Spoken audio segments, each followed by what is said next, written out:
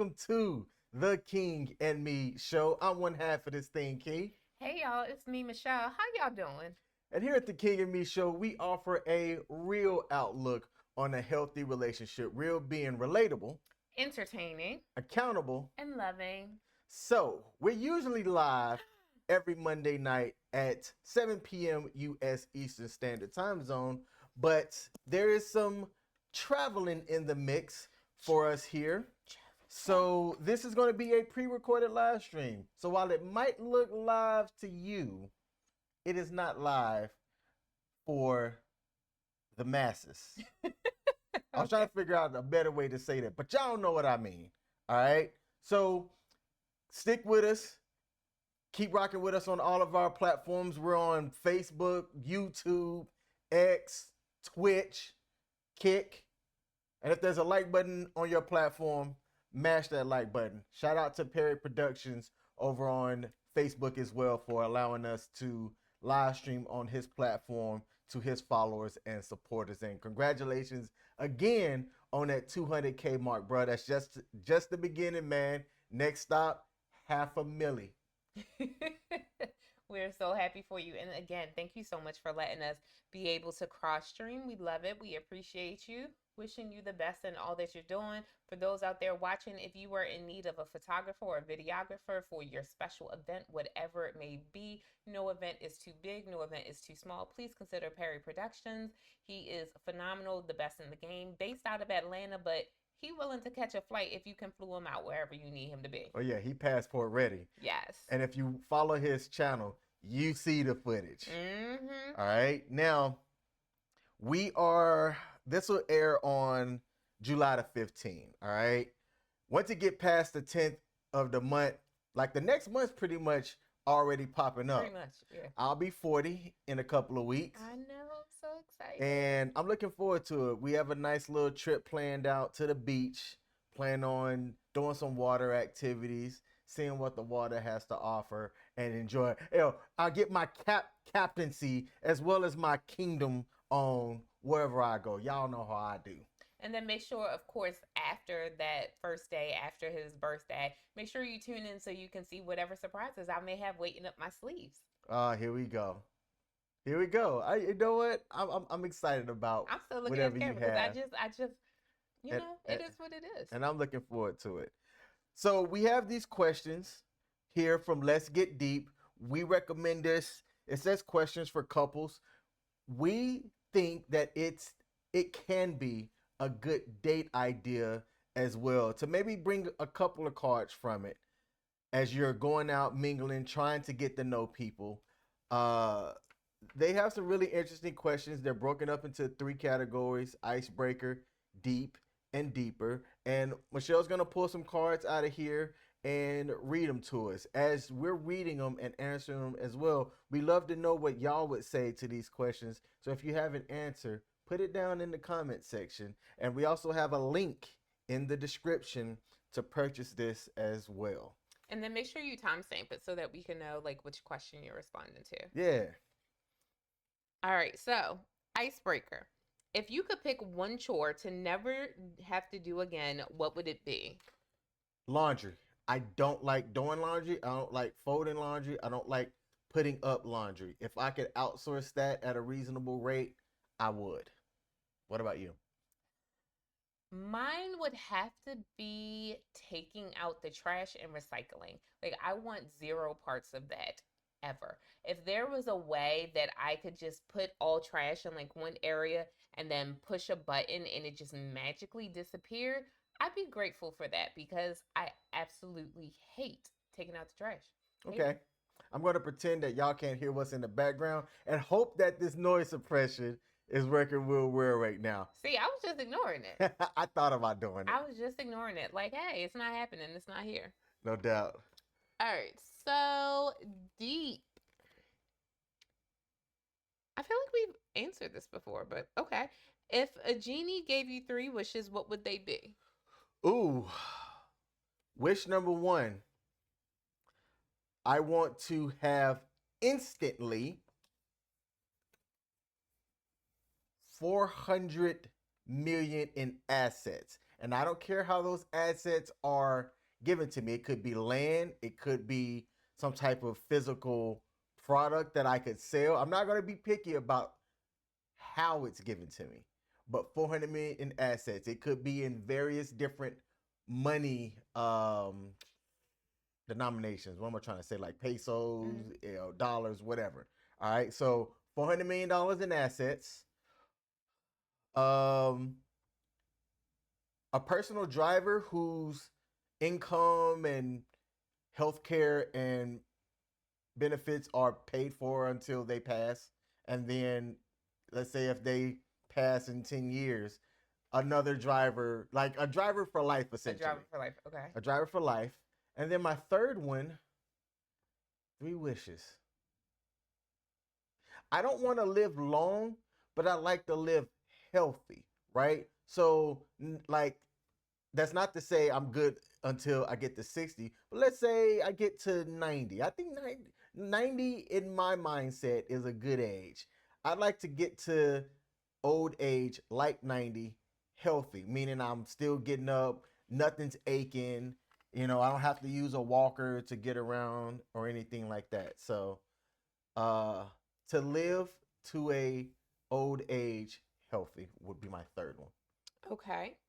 So I know why this sounds familiar because I asked my students this one time. Okay. And one of my students, you know her, made a comment that I'm going to repeat because I just thought it was ingenious. So she asked for a pen and a notepad so that and this was one, so that was one wish. A pen and a notepad so that whatever she wrote in the notepad, she was able to get. Okay. So I'll take that. I would also like to erase the consumer and any other type of debt that my immediate loved ones have. So I'm going to be real specific about that and say my mom, my dad, me, you, the sister right before me. So I'd wash away all of our debt. And then I would also want a large piece of land that's big enough for our families to have their own home on that land, but none of us live together. Gotcha. So like it's big enough that we have space to have like an acre to ourselves, but we're all on the same large lot of acreage. I would like that. Okay. There's something here that I've noticed. Yours had things to do that also benefited other people, while mine did not. It's okay. I like helping other people. No doubt. I like being able to do things for other people. It's a big part of who I am, so that means a lot to me. Okay. What's our last one? What are 3 words you would use to describe yourself? Ooh, patient. Patience of Job over here. Okay. I believe I'm kind. I believe you are too. Other people think otherwise because of how direct I am. Like I'm having a conversation now with somebody online, which it's online, whatever, okay. And I'm trying to tell somebody that by posting anonymous, you're not owning up to what's going on in your life so that you can actually do something about it. And other people are starting to pile on me saying that I'm trying to judge the man. And I said, I'm not doing that at all. I'm not trying to judge anybody, but I've lived that. And when I'm able to say publicly and raise my hand, hey, this is what happened to me. This is what I did. This is what occurred. I'm able to own it and take action steps to it. I think if you post anonymously, you don't get the opportunity to do that. So take away people that don't think that I'm kind online. I think I'm kind. And my third word to describe me, patience, kind. I think I'm respectful. I think respect and kind are different. So I would describe myself as respectful. How about you? So I think 3 words that I would use to describe myself: efficient, very much efficient. Yes, you are. Prompt/timely. That you are too. And I would say that I am compassionate. Have you ever been late with anything regarding you and I, like either showing up at my spot when you said that you were going to be there, or me being at your place and then you being ready? Have you ever been late? I I don't was think late last Friday last Friday. when we were going to the college tour. Um, I was later than I anticipated, so Yeah, I ended up driving to the college tour so that we could get there on time. but you did ask me for my input Hmm. in that. And there could have been where I said, "Hey, bump them fries. We'll grab something different or whatever." So that could have been the thing. So I had something to do with that. But outside of that, I think you have a good 100% on time rating, Thank you. on time or early. So all right, good ding, good deal, good thing. So it came out as good Good day. ding. Ding.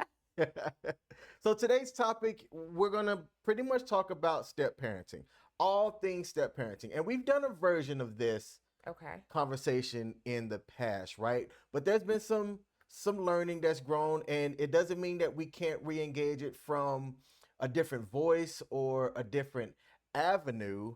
So for the people out there that are dating or in a relationship with somebody that has kids, tune in, tap in, contribute to this conversation, ask questions in the comments, share this with somebody, evaluate what you're hearing as well, and really be honest with yourself about the topic of being a step parent in a relationship, because it ain't all peaches and cream, but it ain't doom and gloom either. There's just things that you have to be prepared for, that if you're not prepared for, it can cause some stumbling blocks. So let's talk about it. All right, let's get into it. So,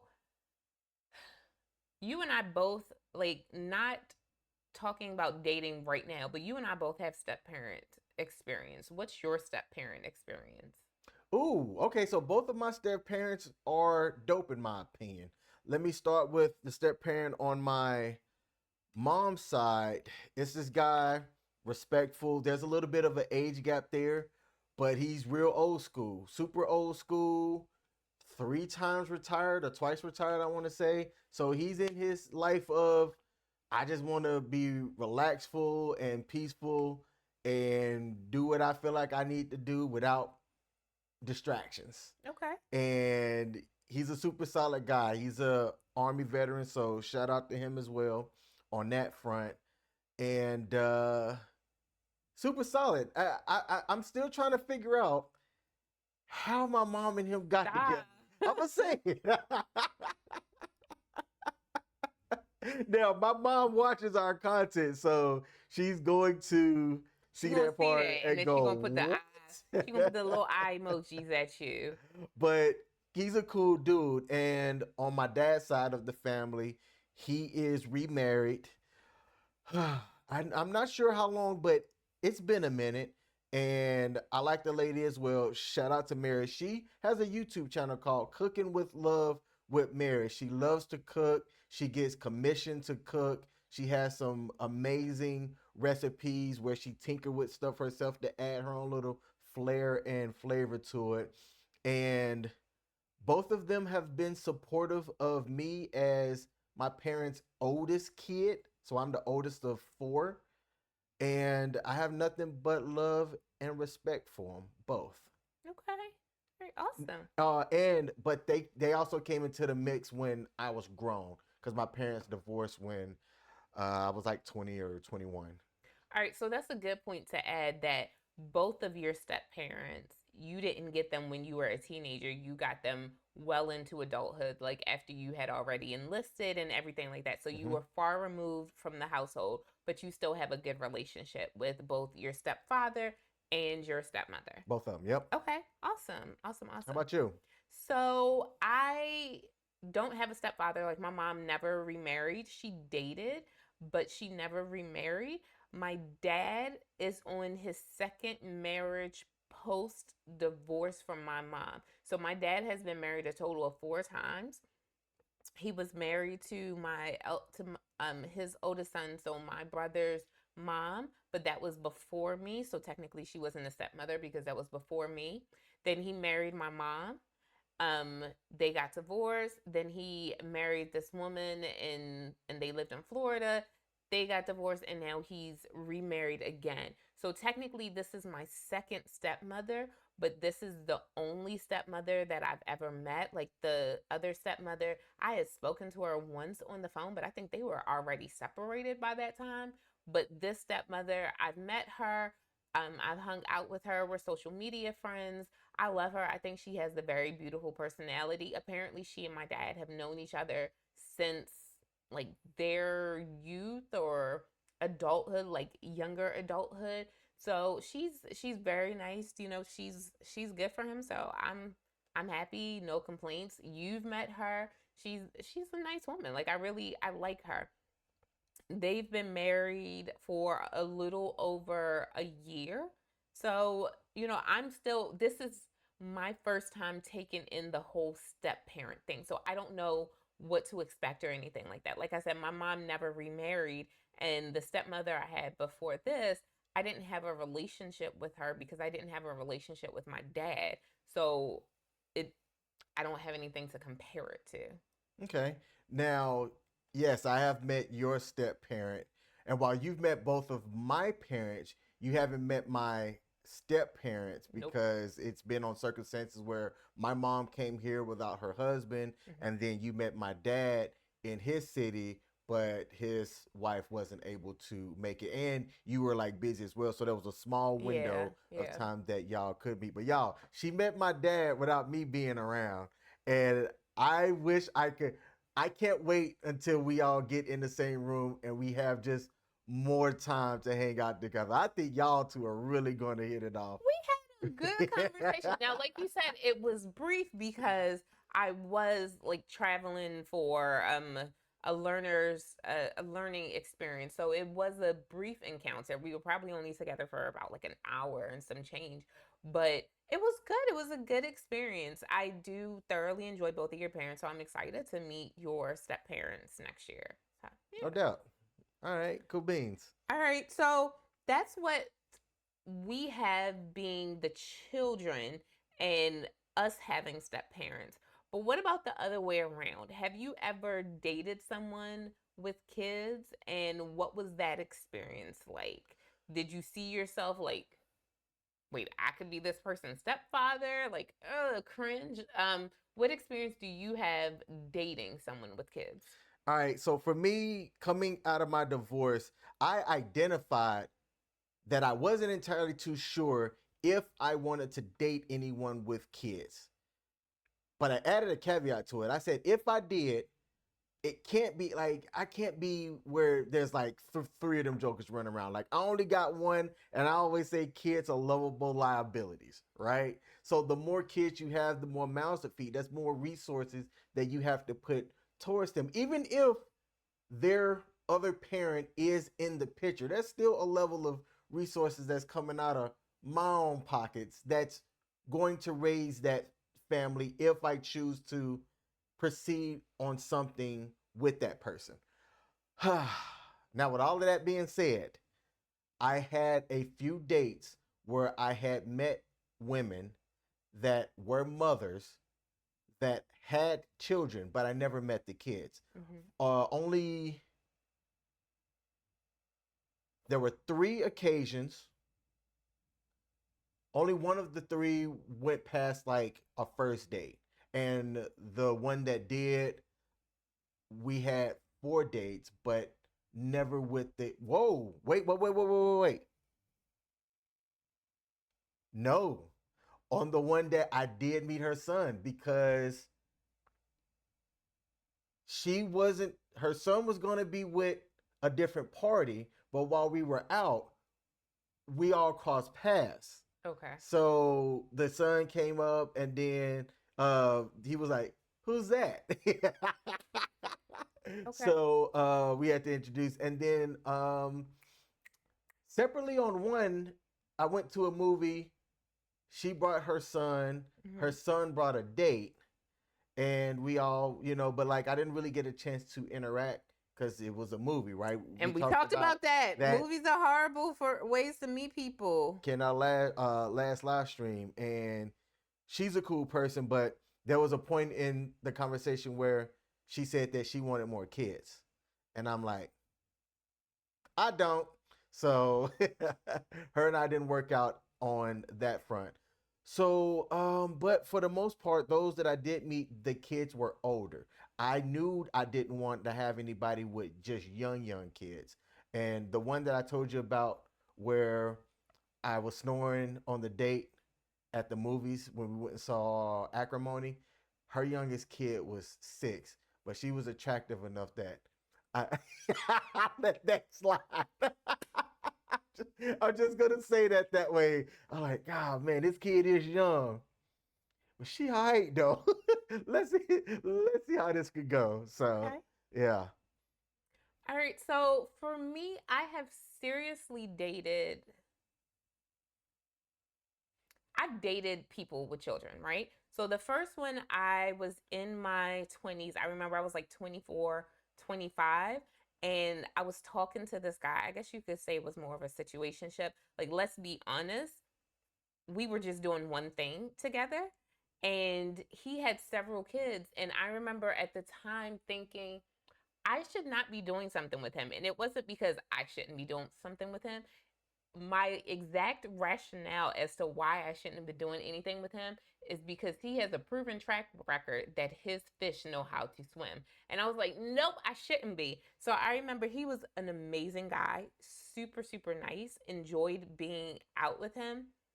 But I ended it because I knew his fish knew how to swim and I didn't want to deal with that anymore. I was like, I don't want any possibility of um getting pregnant. So he and I stopped talking. He just recently got married, I think like a year ago. She's a beautiful woman. Like they have an amazing relationship. He and I are still like social media friends.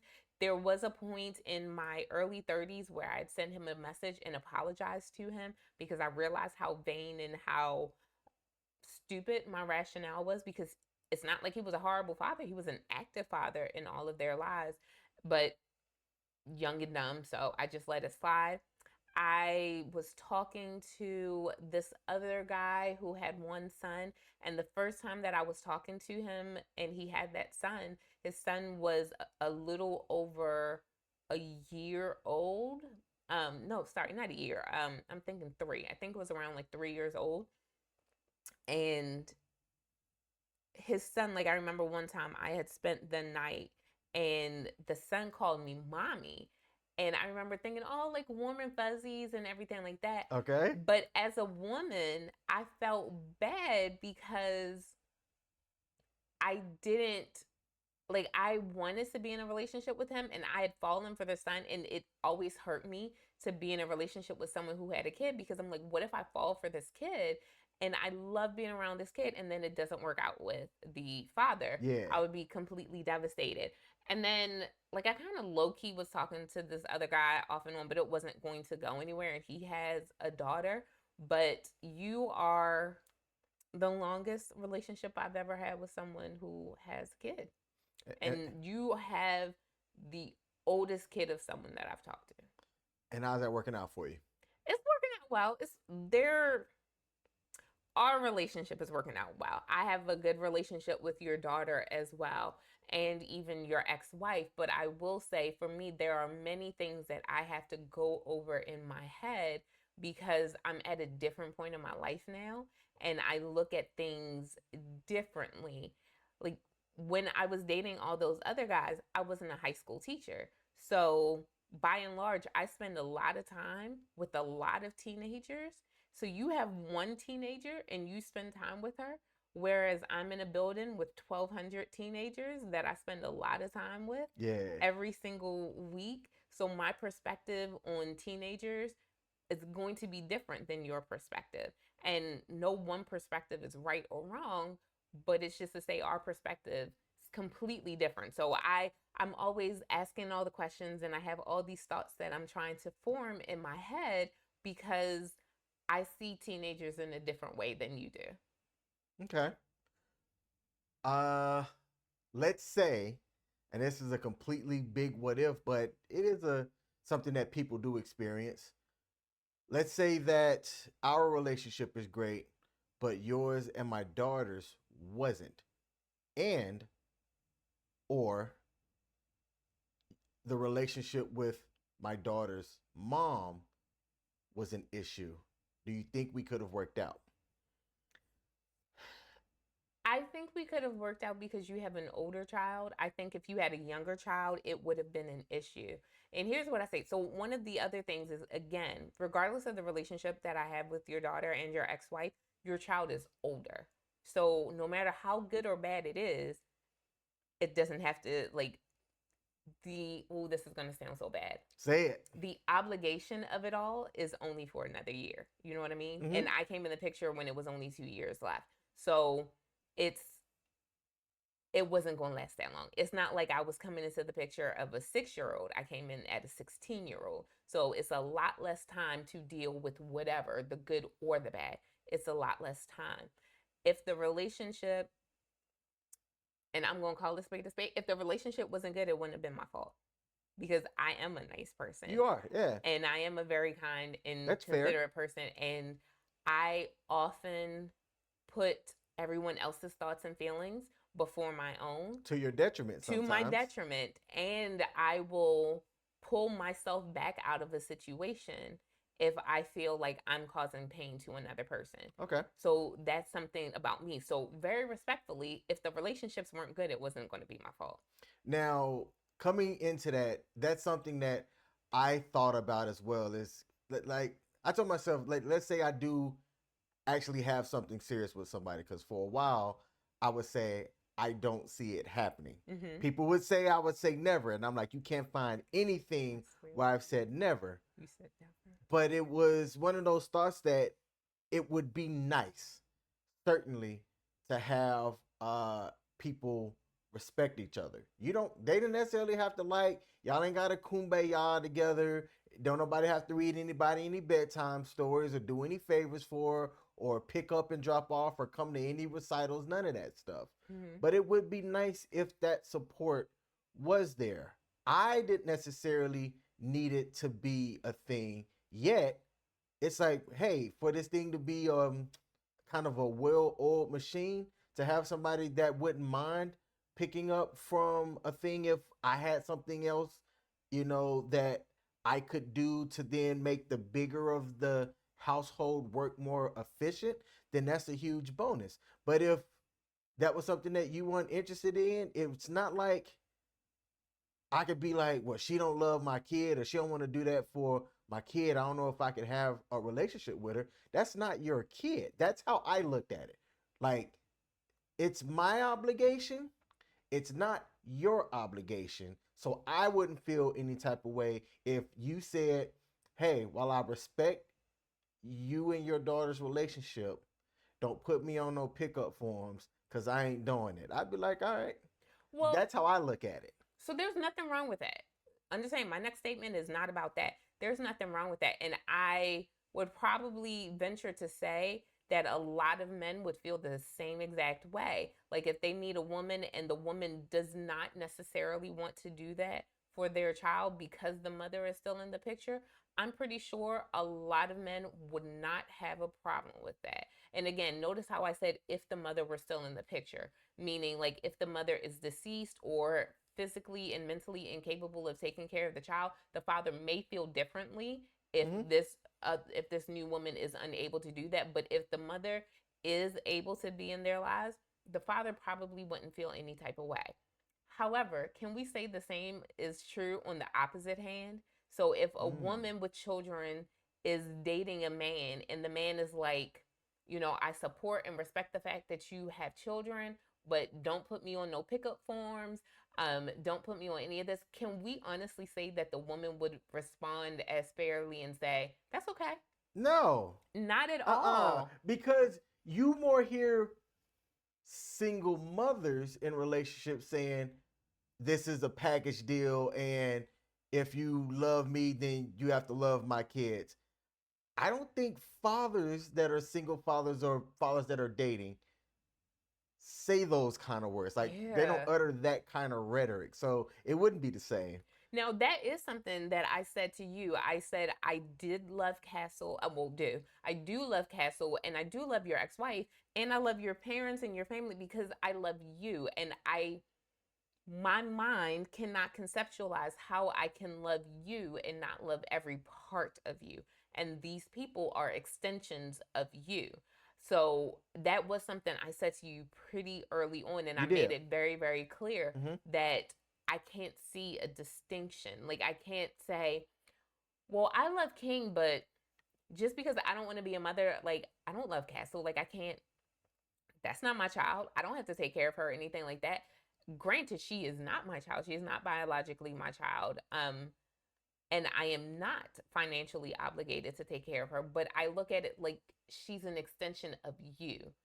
The love, I cannot say that I love you and not love extensions of you You as well. you said that early on, and you have proven that to be true. Some people can say things early on, and then when they're actually in the thick of it, go, "Oh man, this is more of a commitment than I originally thought. I ain't sure if I could do this," but you've proven that to be true. So yeah. Okay. All right. So, my question for you is, how can someone navigate the complexities of dating a person with children? And before you answer that, let me just give you an anecdote from my past. So, I told you my mom never remarried, but my mom did date. And there was this one guy that she dated, and he was like, my mom never dated a mean guy. I can't say she ever dated someone that I wouldn't have liked to have as a stepfather. But there was this one particular guy where no matter how nice I thought he was, I was like, my mom can't marry him. Flat out, she cannot marry this man. And the reason why she couldn't marry this man is not because he had 6 kids. That wasn't even my problem. My issue was that like 2 or 3 of them kids were younger than me, and I refused to have anyone be younger than me. I am the baby, okay? I refused to have anyone be younger than me. On my mom's side and on my dad's side, I'm the youngest child. And he was a nice man, but I was like, no, he has kids younger than me. Okay, but by your rationale, when you were however old you were, what if they would have gotten together and then she had a kid from that marriage? Oh, then it definitely would have been a problem. Oh my goodness. Okay. I am the baby, okay? Look, I am the youngest. This is the way it is. This is the way it is. Wow. So I'm going to be honest. I was probably a brat to him, and he was a nice man. I'm not going to lie. He was a very, very nice man. He was very respectful of my mom. But I also looked at it because the way I looked at it was he was a man with 6 kids and he was a very religious man. So he was most likely, most definitely looking for someone to play the role to all 6 of his kids. And my mom, who had 5 kids already, could not effectively be a mom to 11. Okay? That's the way I looked at it. Especially That's how if some you of, thought. but it's also true. They didn't work Mhm. out, and they didn't work out because of me. Like, I wasn't the downfall of their relationship. I think it hit her that like he really was looking for a new mom for all 6 of his kids, and she didn't have the capacity to be a mom to 11 kids. Okay. Bless her heart, she doesn't. No doubt. So the question is again, how can someone navigate the complexities of dating a person with children? Who? Okay. What's interesting is that every kid has their own personality. Mm-hmm. Hmm. What can compound things and make things difficult is if you take a look at certain family structures, you can have somebody that has kids by different fathers. How involved are those fathers in their kids' lives, right? If you want to be the one that says, in my household, if I choose to get with this person, this thing goes long term, I finally meet the kids, and hey, this is going to be somebody who gets my last name, you're going to have to establish boundaries within your household that you don't let slide because of other people's personalities. And I think that when you start establishing boundaries, things are going to butt heads at first, right? Now, I've often thought about this myself, that if my kid's mother remarried Mm-hmm. while my ex-wife has 70-30 custody, right? My daughter's going to be in the house of somebody else's philosophies and things more than she is with me. I've thought, how does that impact her? Yeah. Right? What is she going to see while she's over in that household that could have an influence on her, that now I have to attempt to try to deprogram during her time with me? Mm-hmm. So it's tricky. You have to, bottom line, have a plan Yeah. on how you're going to allow things to thrive or fall apart in your household. Meaning, have a plan so it can thrive. Because if you don't, I think you're going to be trying to juggle too many things, trying to keep your eye on all these different things, and the next thing that gets introduced, because you're already at over capacity, is just going to cause the whole act to fall. So go into it at least having some type of plan. You don't even have to have experience being a parent, but be open to what the other person is trying to tell you, or make you aware of, or get you involved in. And then, if you're the one that's not a parent, ask yourself, can I do this? If the answer is yes, or I think so, I think on and I think so, you can proceed and be fine. If you have any hesitation that makes it feel like you don't want to take that step forward, don't do it. Nobody's fine enough that if you are hesitant, it can cause you to keep going. I think that'll be to your own detriment. I would just like to add that conversely, if the person who is not a parent offers advice to the parent from whatever perspective they're coming at, it should be considered and it shouldn't automatically be dismissed like, oh, you're not a parent or you're not this child's parent, so you don't know. Like, I Yes. think you should definitely still take it into consideration. Yes. I'm not saying accept it as law, but I'm saying take it into consideration. And listen to me, to the best extent possible. I don't think I've ever told you this. I've tried to make it a point to never say that to you. I have, I think, said the words that or something like, as a parent, I'm thinking about this because you've asked me some wise stuff, Mm-hmm. right? But I told myself, I hope to never, and I hate the word hope, but I hope to never say to you, you're not a parent, so disregard it. I think I might have done it once, It was and it something made you feel some type of way. close Like, to it. kind of Yeah, close to that. yeah. Yeah. Yep. And so the reason why I say that is because you never understand a person's, you don't fully understand a person's perspective. So, for example, I'm not a parent, but I'm a teacher and I'm a high school teacher. So I taught middle school, I worked in middle school, I worked in high school. And I see not, no two children are the same. I will never say that. No two children are the same, but the children are kind of all going through similar things right now. So I see that personality over and over and over again. Yeah. There are things that I am going to be able to say that can kind of give you a little bit more insight into things.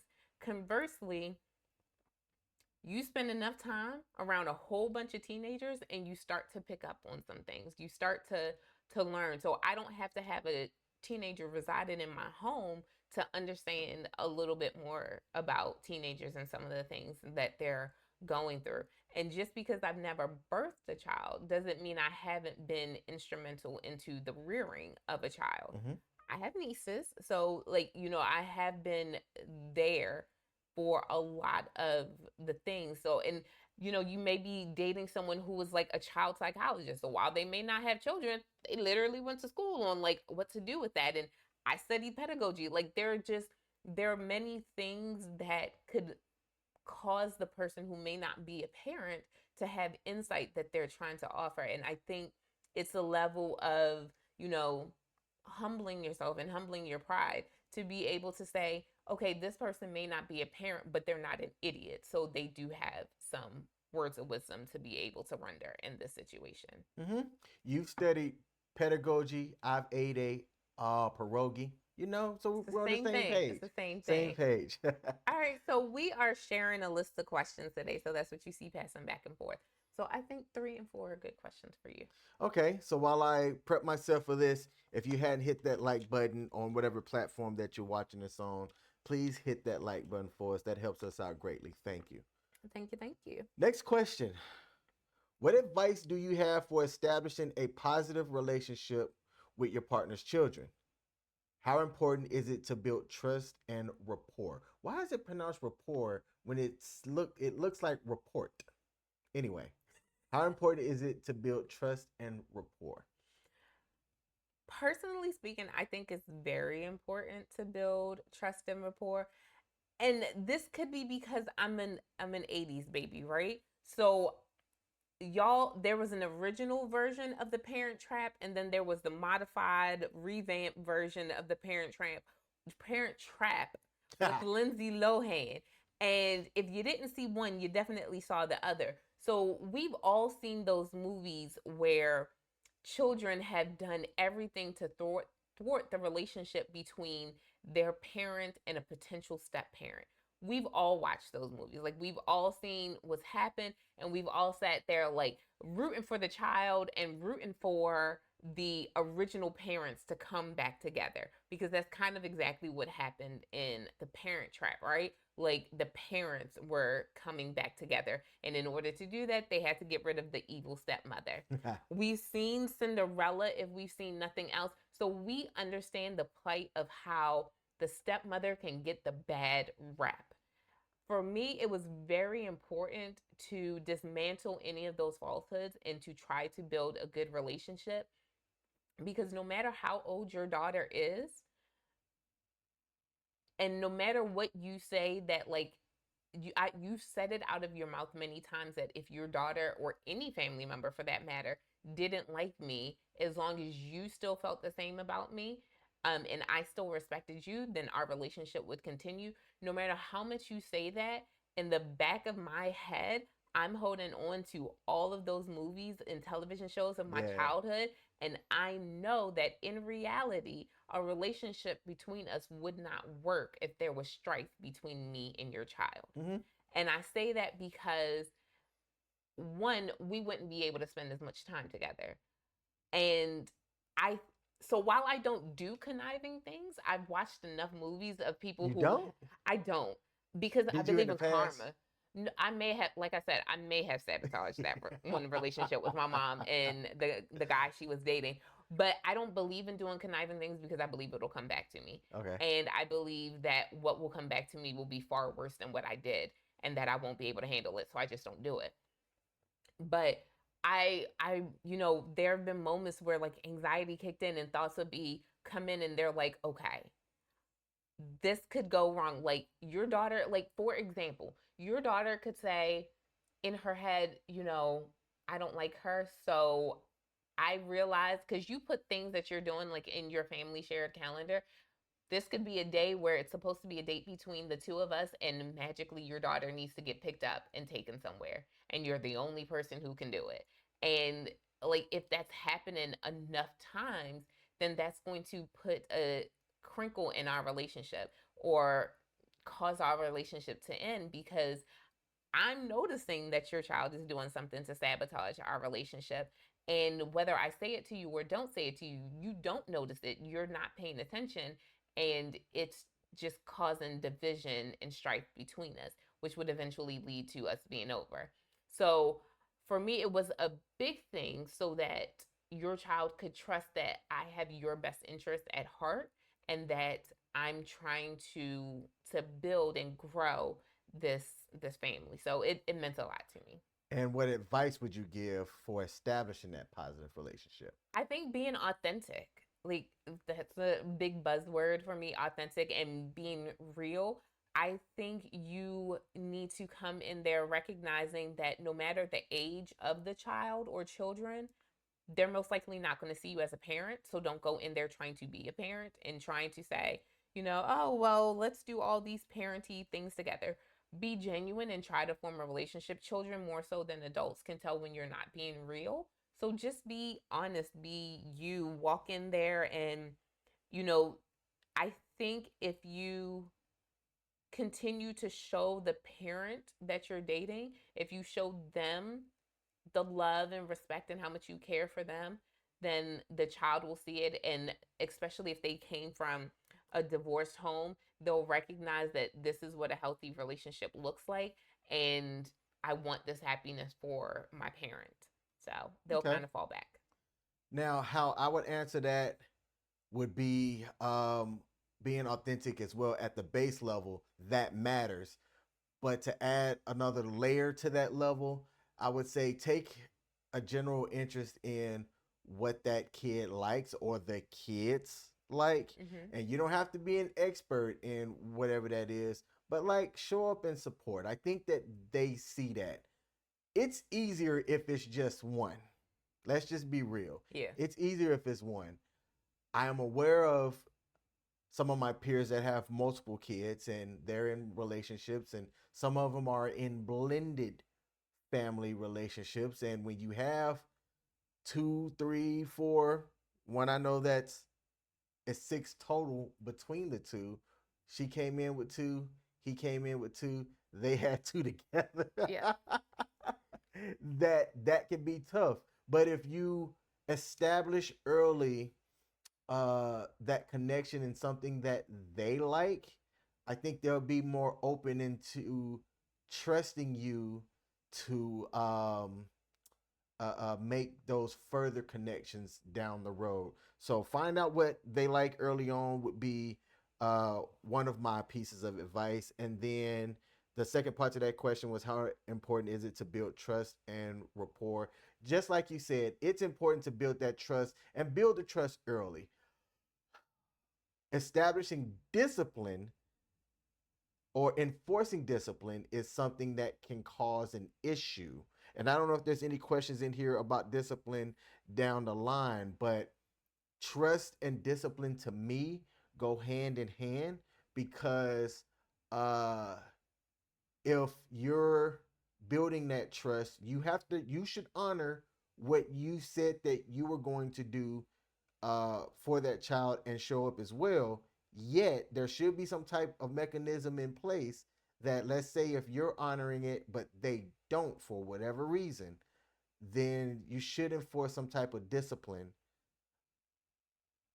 to try to course correct.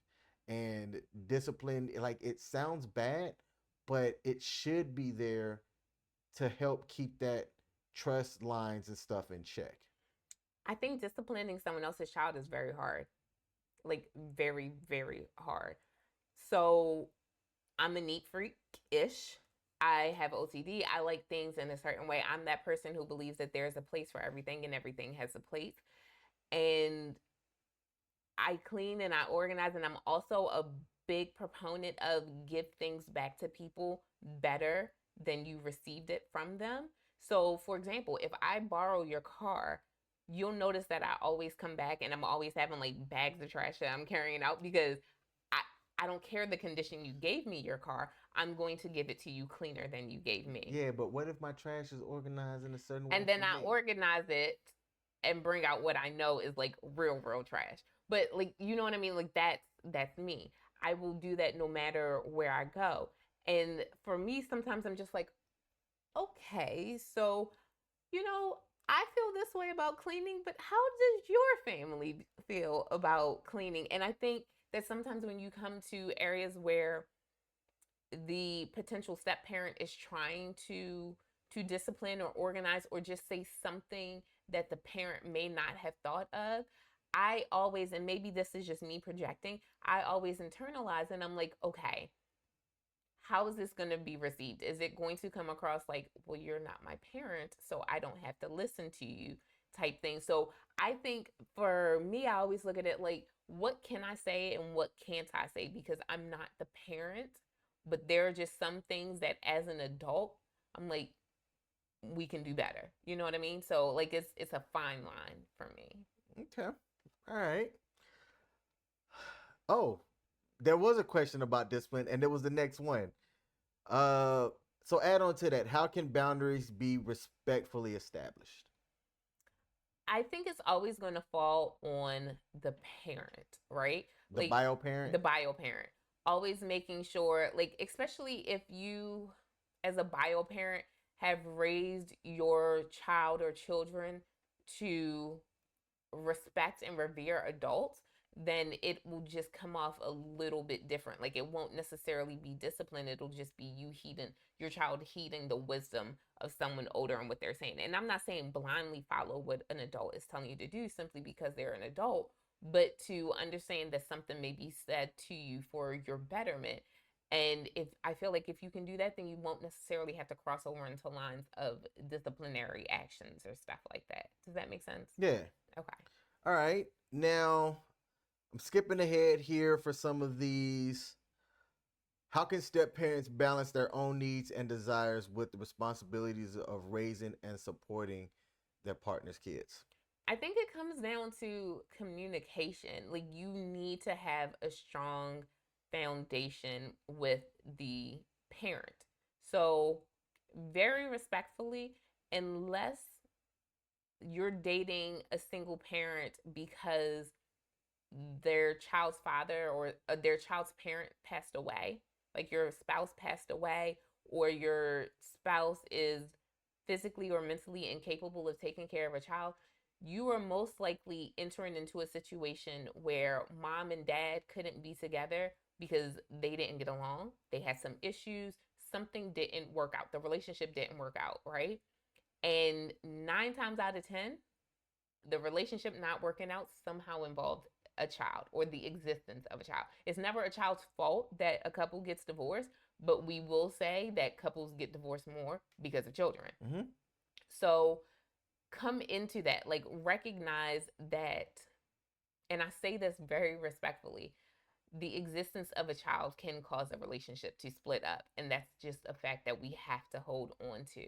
So you need to work all the more when you're dating someone with children. You need to work all the more on effective communication, not necessarily to overcompensate for things that have happened in the past, but to make sure that you're ironing out any issues before they become bigger issues that can't be ironed out. So, maintaining open communication, continuing to talk to that person, letting them know how you feel about a particular situation, and just making sure that they understand what's going on so that you can have a healthy flow and a healthy relationship going on. Now, I have a question for you, and it's going to be a personal question that's personal about me and personal with you as well. But I think that you're in a good position to provide some insight on this. I don't have to do anything pertaining to um, the consideration of somebody else because you don't have kids. Right. So I don't have to consider that kid. I don't have to consider that kid's father. Mm-hmm. You do.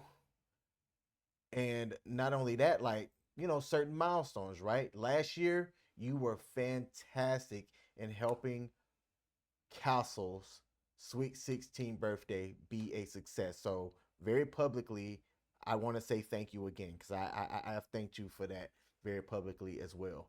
There's going to be graduations coming up, right? There's certain holidays that we have on a holiday schedule with her mom that is going to involve, Castle doing certain things. But then also, like the 4th of July, we all spent time together. How awkward was that for you the first time? When was the first time?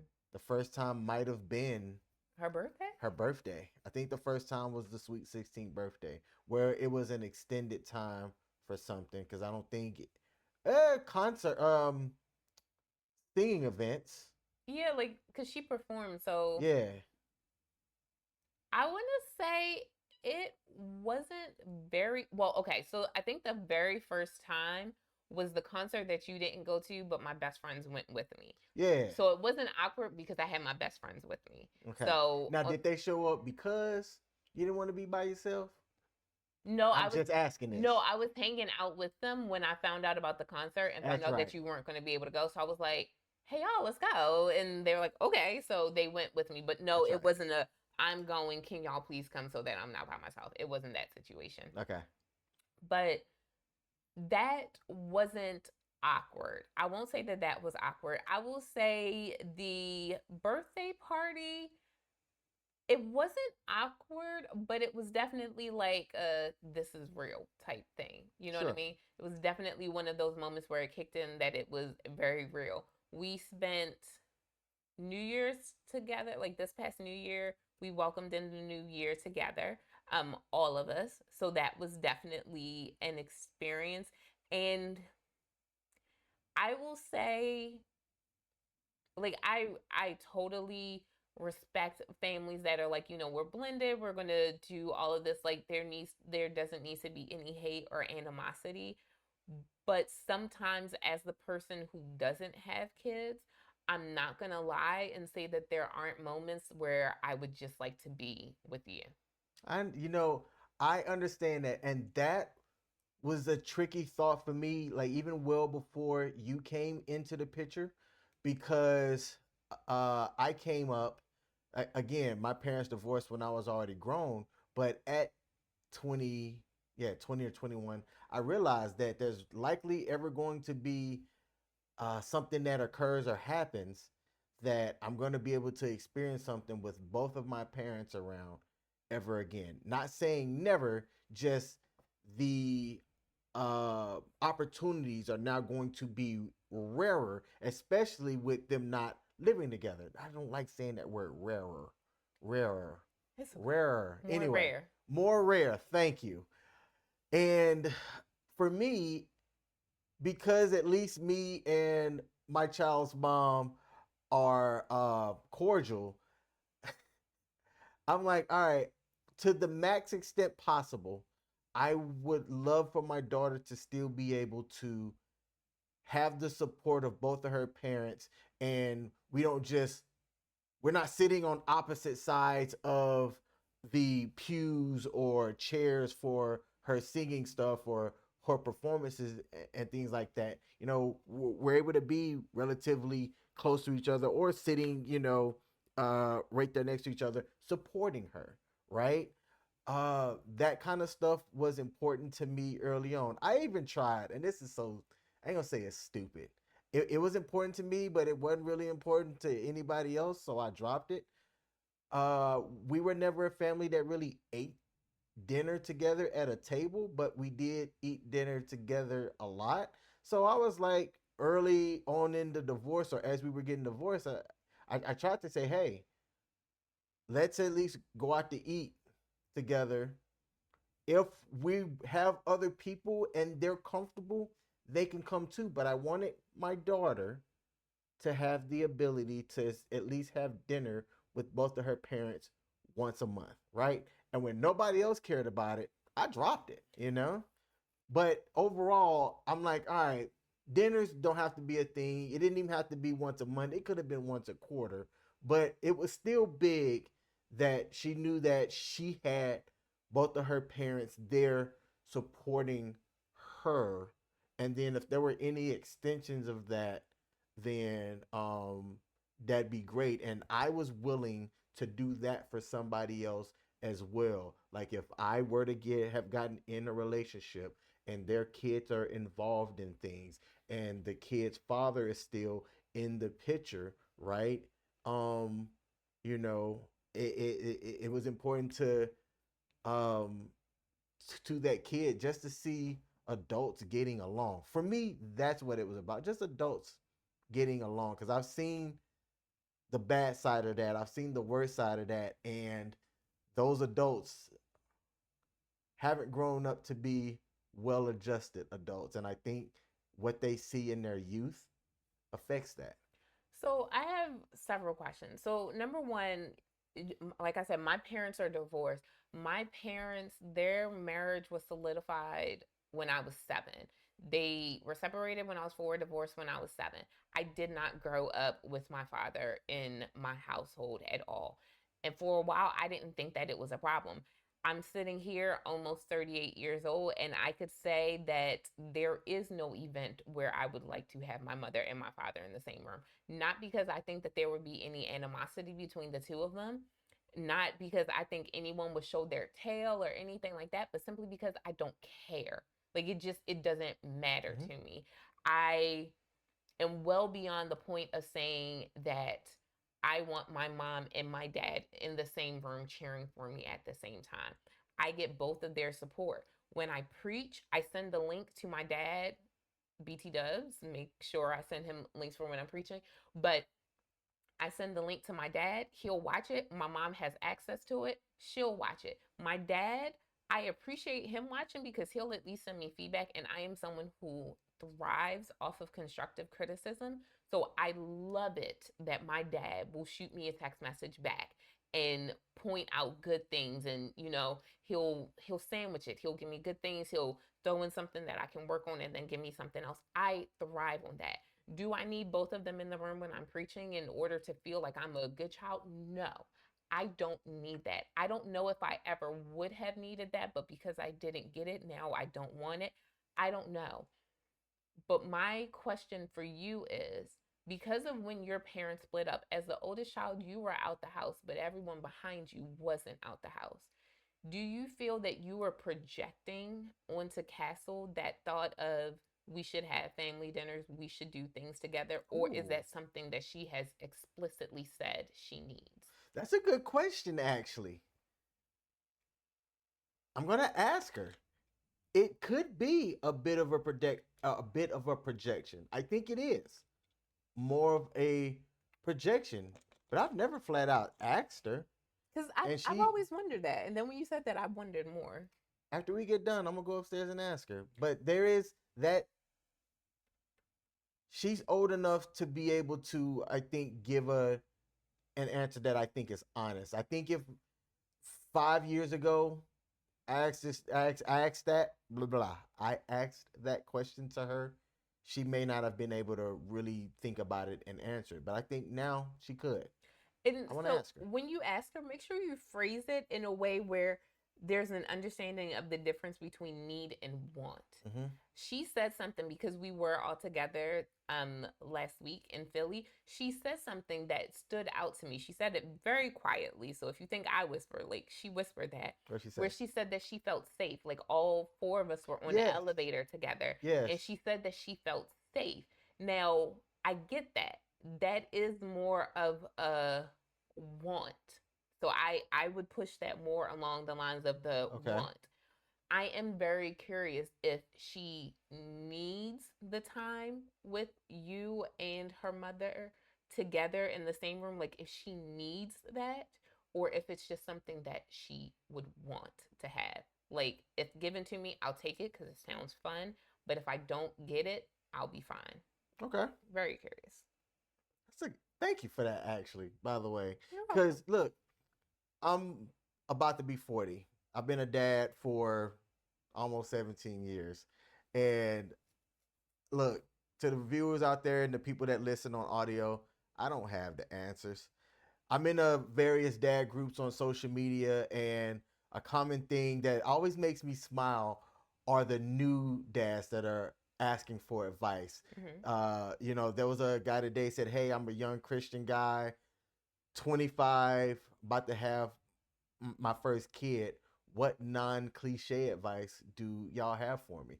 And there's a couple of times a week where people are putting that statement out there and then asking for counsel. And I think it's dope because for the most part, I think all of us are writing the chapters of that book as we live life. Nice. But it's still great that people are seeking advice or seeking counsel, seeking wisdom from people that can say, been there, done that. And it's good that people are opening their mouths, right? It can also be kind of scary that you don't have anybody. I didn't say you don't have anybody. That's a bad assumption. You have this reach to get immediate feedback for people that you have in this group online with. But what about the people that you see next door, the people that are in your town, the family members that could be close by, your significant others, family members, right? Asking them for advice and things like that. I'll say asking online is great, but seek counsel for people that are right there that you can touch, because there's going to be times that you could really need some advice, and in-person advice just hits a whole lot better to me, especially with people that may know the makeup of who you are. I think it could be a little bit more tailored, that the impact to that advice could be a lot more better. Oh, I can A tell lot you more better. why they go to social media. Because social media, we're all experts. Mm. Very respectfully, we are in many groups like this. Like, that's the reason why these groups exist, for people to be able to come and anonymously or borderline anonymously ask questions, because even if my name is shown, you still don't know me. So Mm-hmm. there's still a level of disassociation where there's no judgment attached to it, versus if I come and ask my father or my father-in-law, like if I'm a guy, if I come and I ask my father or my father-in-law advice, then anytime they see me struggling, they're going to hold that over my head and hold that question that I asked over my head. There's a level of disassociation that comes with being able to ask something on the internet. Like, this is the way I have to justify some of the questions that I see in our Everything Frederick group that we're in, where people come and they ask the most preposterous and like ridiculous questions that I'm like, there should be a level of common sense for asking it, but there's a disassociation, right? Like, you don't know me enough to like fully judge me, but if I were to ask someone who is closer to me, who may have gone through this, there could be a level of judgment associated with that. So I think that's where that comes from. Okay. So while I take a look at this next question, tell the people about our link tree and what they could find in there, Michelle. Sure. So if you click the link that is in the description, it'll take you over to our link tree where we have all of our socials. So we're on Facebook, we're on TikTok, we're on Instagram, we are on LinkedIn. Don't ask questions, just know that we are on LinkedIn. We are on X, and we also stream on Twitch. So we're in all the places. We also have our Cash App on there if you feel so led to go ahead and bless us financially. Like, we thank you for it, but we have all of that stuff there. And King and I are always out doing something, whether we're doing something as a unit, whether we're doing something individually. We are always out and we're always sharing. So we want you to be a part of our community. Like, it's the King and me includes you. So please, like, join our community. Feel free to hop in, share, and don't be stingy with the share. Like and share to your heart's content. Like, give, give, give. Okay? Thank you. That was dope. That was good. Final question. What up? What specific resources or support networks can you recommend for step parents or individuals considering dating someone with children? Oh, I don't know, but if they exist, like, send them my way. I honestly, I don't know. I think because we're in 2024, step parenthood is more common than not. Like, if Yes. this were like 20 years ago, there probably wouldn't be that many things available for people to look into. But I promise you right now, if we were to go on social media, specifically Facebook, there would be a group that exists for step parents and how to navigate that. You need to have someone that you can trust, that you can go to and seek advice. But as we said last week on our stream and on Tuesday when we guest starred on the Harris's stream, be leery about how many people you invite into your relationship, right? You as humans, we don't necessarily notice that there's a problem in our relationship until we bring other people in. So start in-house. Start with the person that you're dating. Have that conversation with them. Have as many like family conversations as you need to have, but always remember that even the Bible says that the couple is supposed to come first before the children. And I think that sometimes, especially when there's step parenthood involved, there's a layer of guilt that comes in there.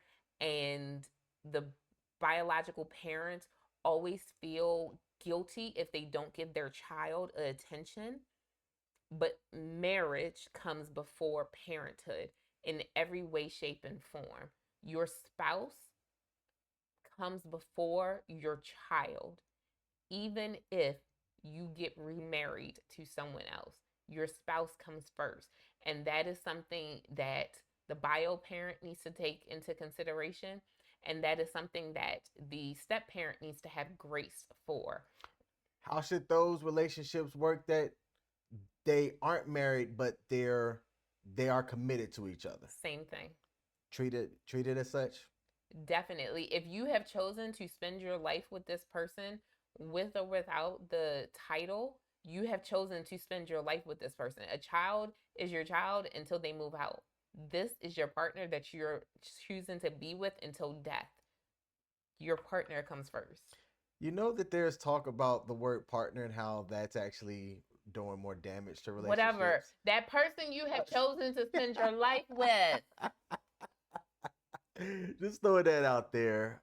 For me to answer that, I believe you were done, right? It seemed like a natural endpoint. Okay.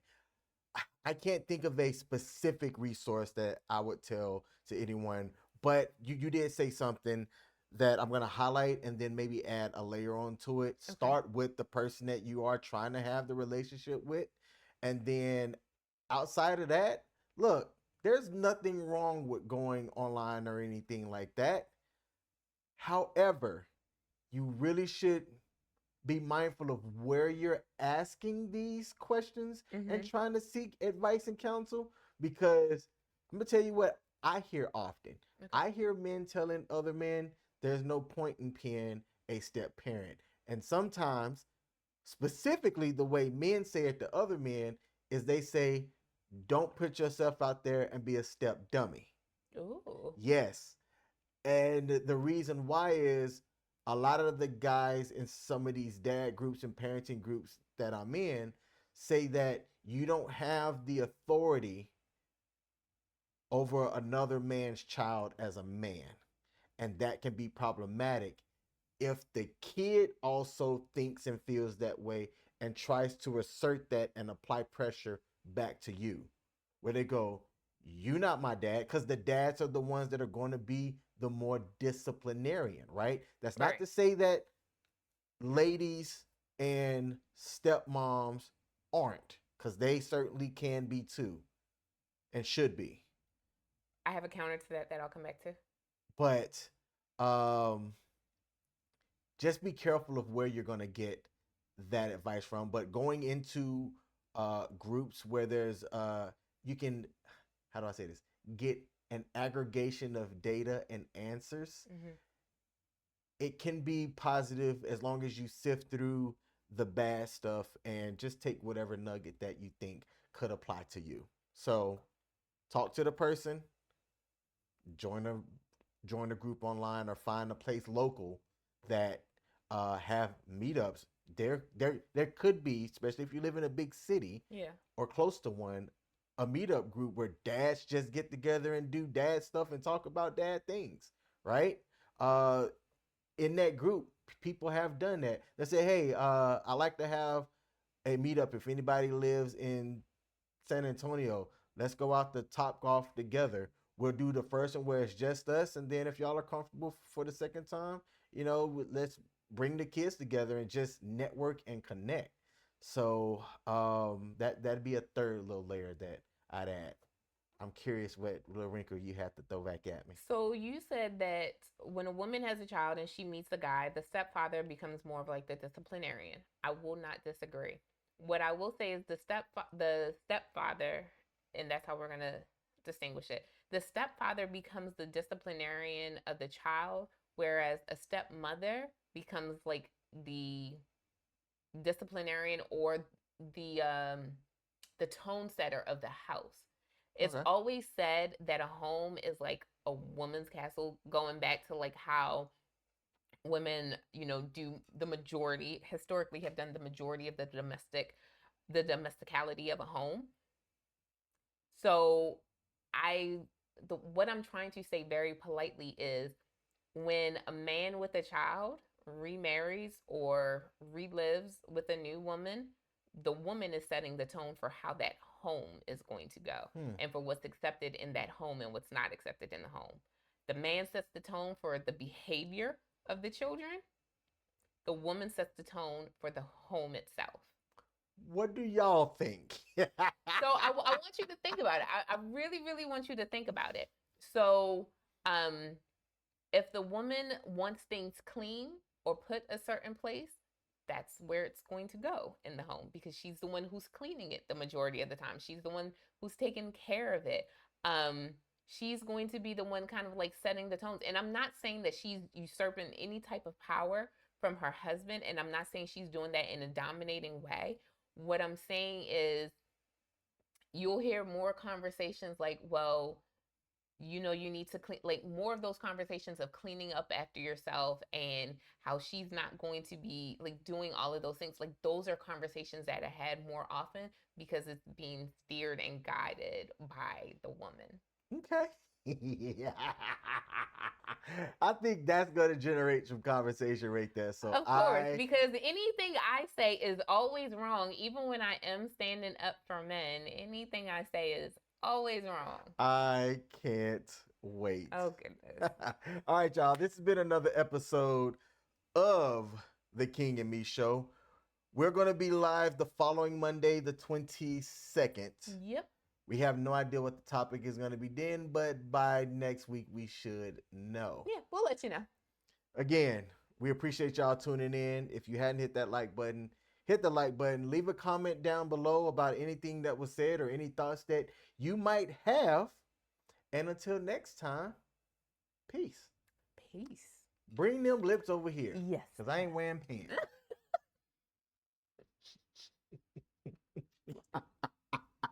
I am wearing pants. Bye, y'all. Bye.